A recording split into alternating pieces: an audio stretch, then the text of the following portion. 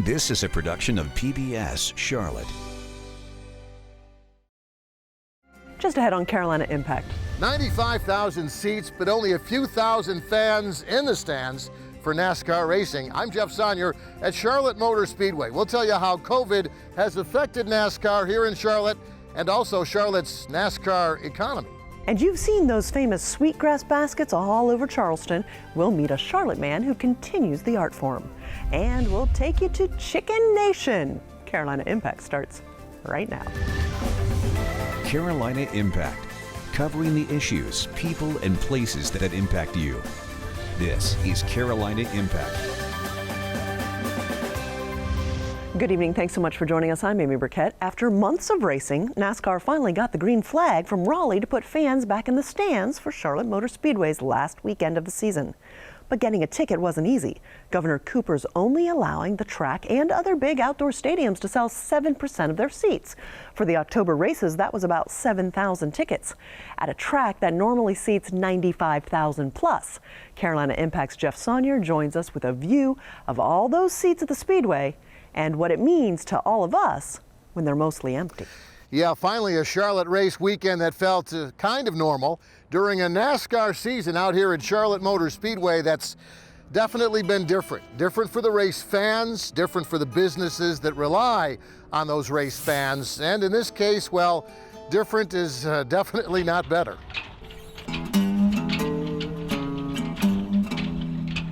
It's what you hear on a windy day outside an empty racetrack. When there's no tickets selling, no fans yelling, no tailgaters or Kyle Busch haters. But here's the thing, Charlotte Motor Speedway isn't empty, and this windy day is actually race day.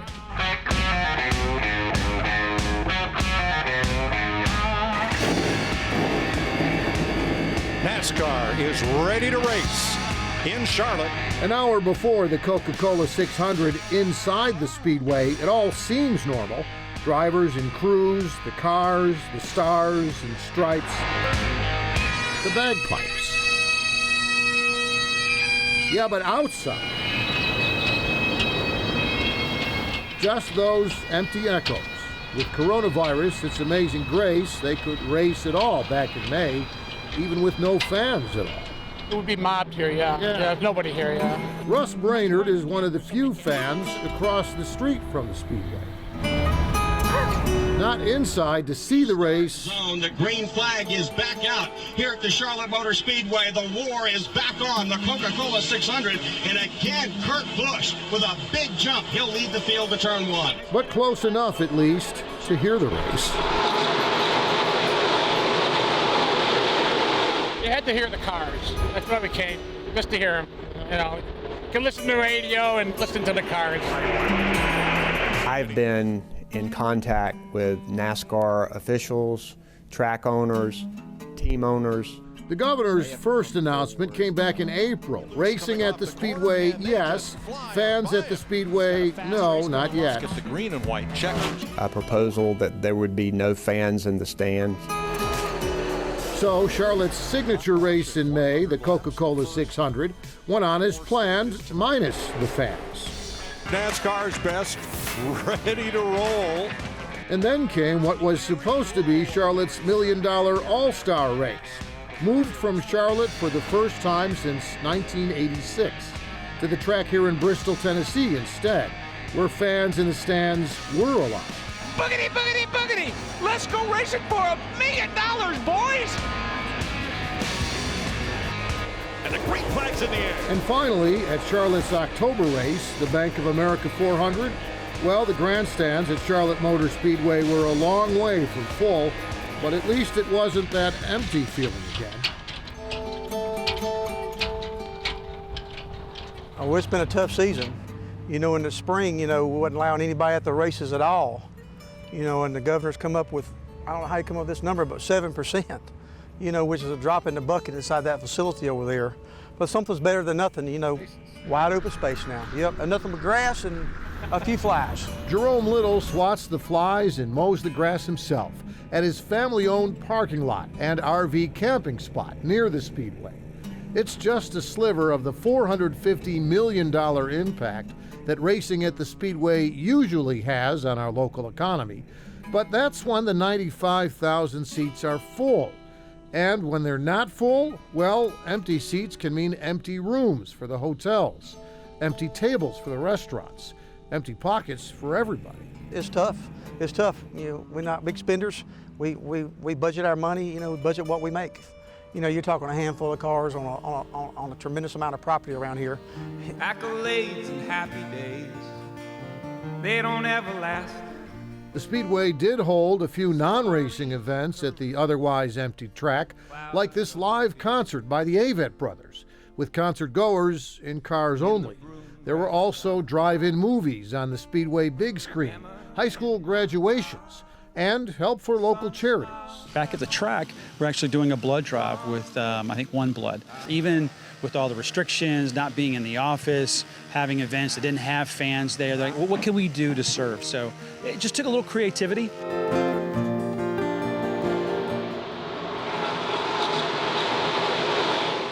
What's for dinner tonight? Steak and lobster. Nice.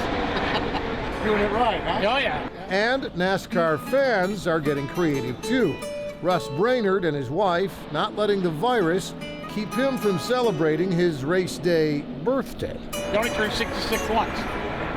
Happy birthday. Thank you. I knew he wanted to hear the cars, so I thought we'd drive up here, get dinner, and have a little romantic dinner.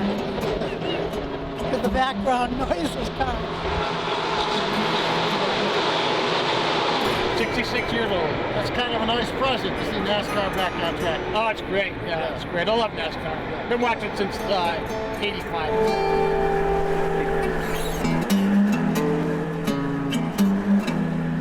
Yeah, and while the virus has been tough on the track and track-related businesses, well, NASCAR itself has actually done pretty well. NASCAR really the first sport to bring fans back into the stands during the virus, and for a while the only sport on television, which meant good ratings, lots of new fans discovering NASCAR, lots of old fans rediscovering NASCAR, and that's probably good news next season, hopefully when everything's back to normal. Amy? Thanks so much, Jeff. In addition to Charlotte's 3 big NASCAR weekends in May and October, Charlotte Motor Speedway also hosts 36 more racing events at the track every year. And this year, except for the October races, all of those events were either canceled, moved, or forced to race with no fans in the stands. Well, sometimes good things happen from bad circumstances. Carolina Impact's B. Thompson introduces us to a woman who, despite a harsh start in life, found success saving others. When I was born, my mother left me in the hospital.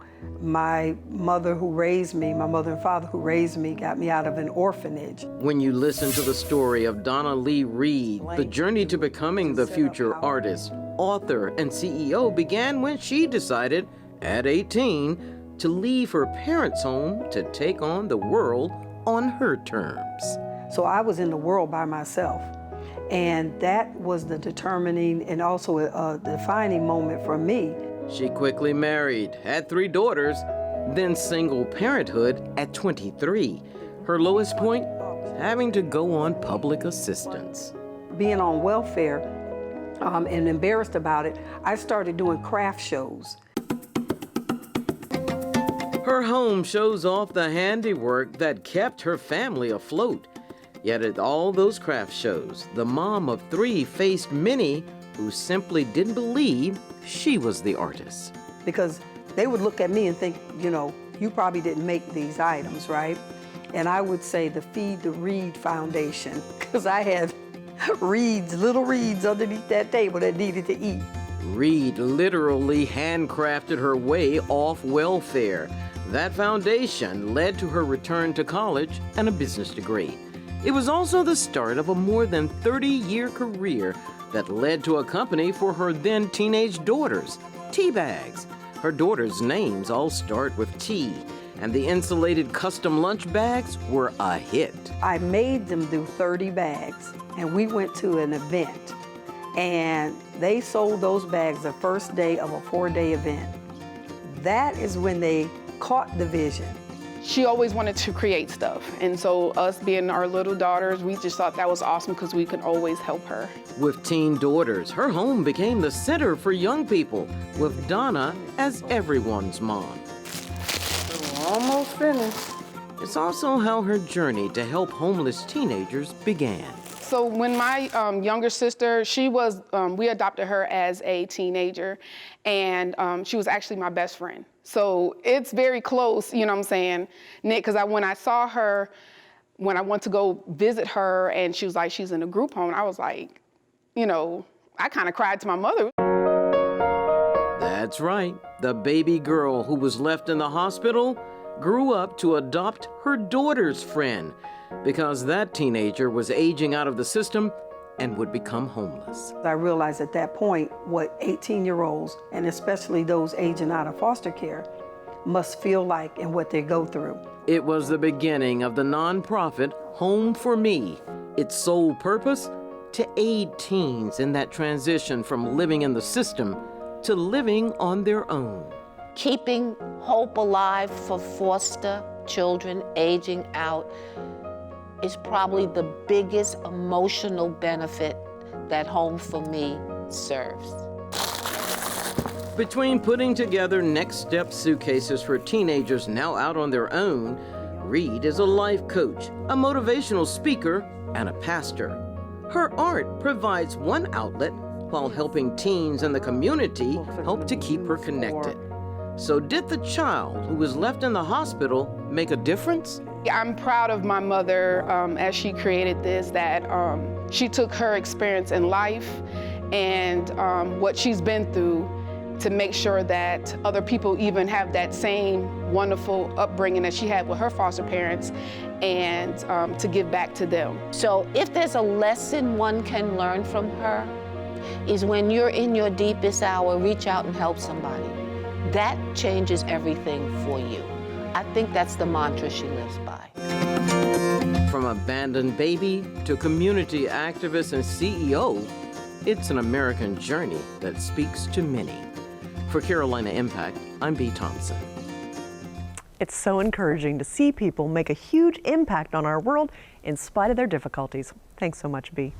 If you'd like more information on a Home for Me, please head to our website at pbscharlotte.org. Well, if you've ever visited Charleston, South Carolina, you've seen those beautiful Sweetgrass baskets for sale. Well, you don't have to go to Charleston to find those baskets. A Charlotte man continues his family's Sweetgrass basket making tradition right here. Producer John Branscombe has the story.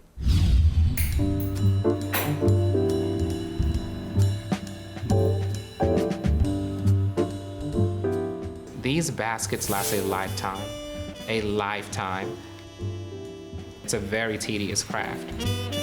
I'm Jeremy Smalls from Charleston, South Carolina. I am the proud owner of 1721 Creations, Charleston Sweetgrass Baskets. I've been making the baskets for roughly 18 years. No two basket makers make the same basket. Each basket weaver has more of a defined stitch pattern. Here is the palmetto. This comes from the South Carolina state tree, the palmetto tree. And I actually go through and strip the blade. From when I strip the blade, I now get these pieces. And from these pieces is what I use to sew the basket. So this is sweetgrass right here, and this grows in the first part of the marshes. And you have bulrush in Russia, which grows in the second part of the marsh. And then I just use a standard scissors, and then the nail bone. You get the shape of the basket by how you point this in the basket. So if this were to be the basket, and if I were to point this in straight, the basket will go up. If I stick the nail bone at a slant, the basket will flare out. If I actually pull this nail bone towards me, the basket will go in. So the whole design of a basket, when a basket weaver makes a basket, comes from the direction of this nail bone. So these baskets are an African craft over 300 years ago from Western Africa. These crafts then migrated over to the States. I learned this family craft from my grandmother, Mary Alice Venning Vanderhorst. My grandmother took one summer off, taught roughly 20 of us how to do the family craft, and it's myself and one other cousin who keeps the legacy going right now. When you think about how she taught us that family craft in that summer of 20 individuals, and it's roughly 2 of us now, just think about all the basket weavers in the world in regards to their grandparents teaching them their craft, those basket weavers teaching their grandkids. How many of those individuals will actually keep up the craft? And it is a dying art. This is a family generation craft passed down, so I'm already teaching my goddaughter Ebony Blake on how to do the craft as well. Because with her learning how to do the craft, now when it's time for me to leave the world, she will know how to pass on the legacy, because that's how we keep the craft alive. You go visit Charleston, a lot of the Sweetgrass baskets are in downtown Charleston on King Street, Meeting Street, and Market Street. In Mount Pleasant, we have that Highway 17. That's actually where I learned the family craft. However, the beauty of what I do is I'm taking a Charleston craft, and I now live in Charlotte, North Carolina. And because I sell my baskets online, I'm able to now take a Charleston-based craft and spread it all out throughout the world. So I'm a leader within my community in doing these Charleston Sweetgrass baskets. It's very important for me to keep this craft within our house. So going back to those African slave descendants who started this craft over 300 years ago, this was something that we were able to take pride in for us.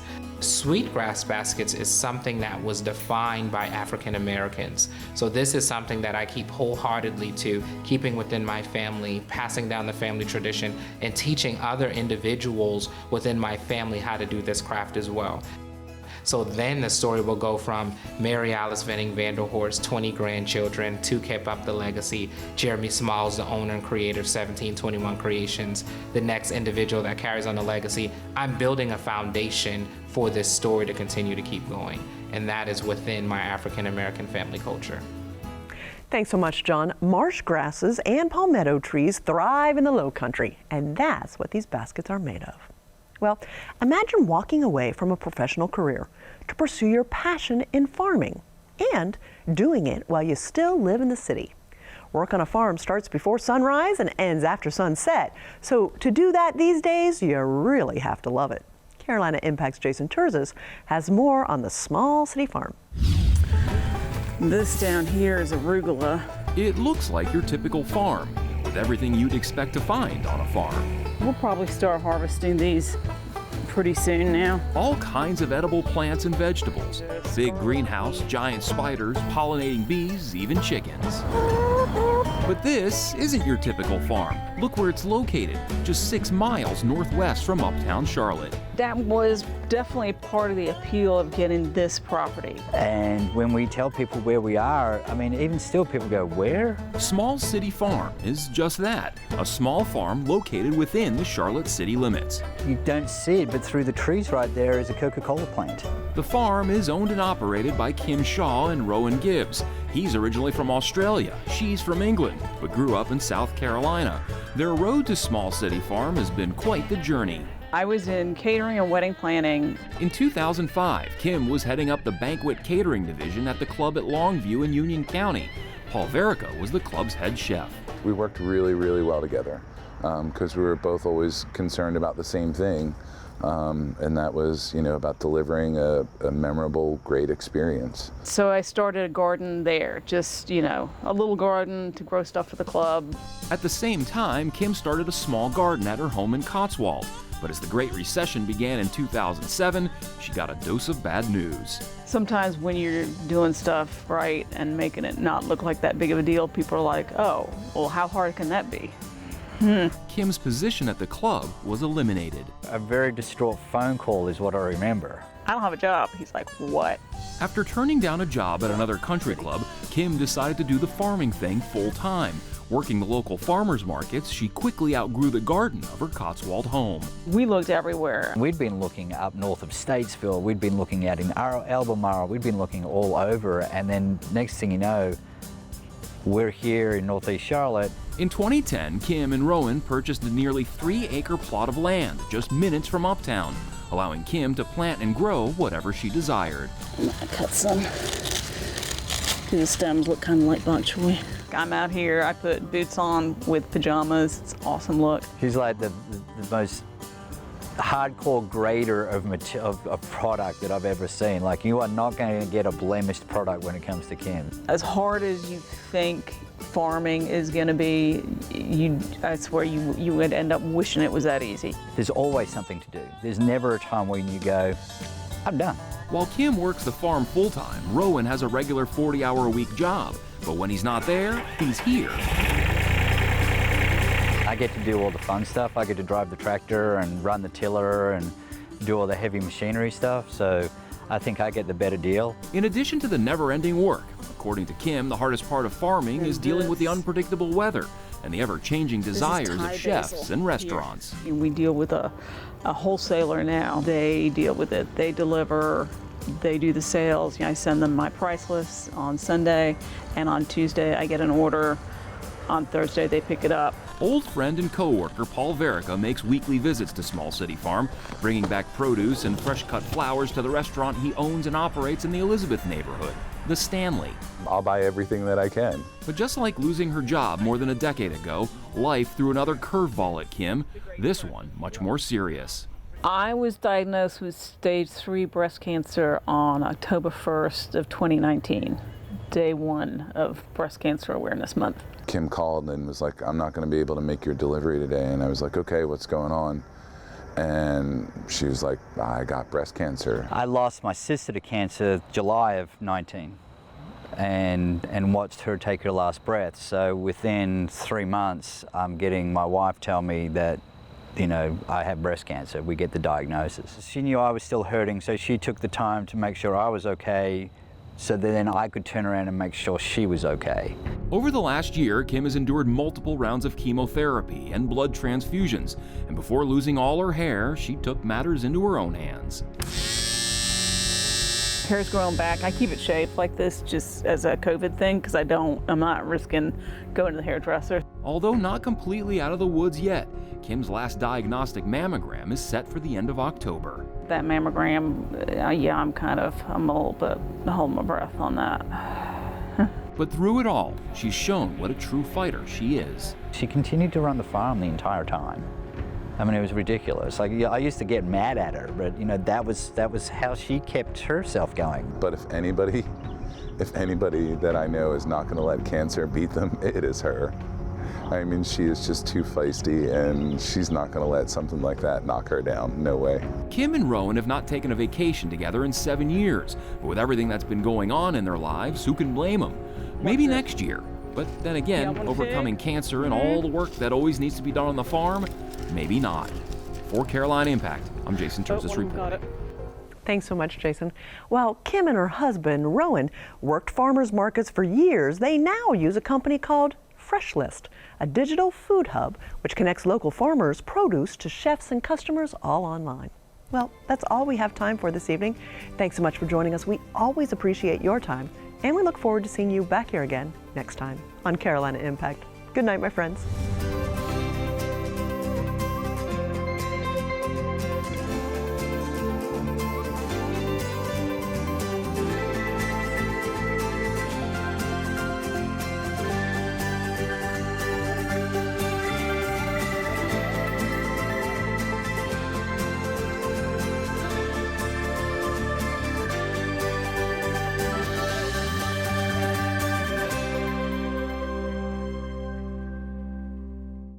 A production of PBS Charlotte.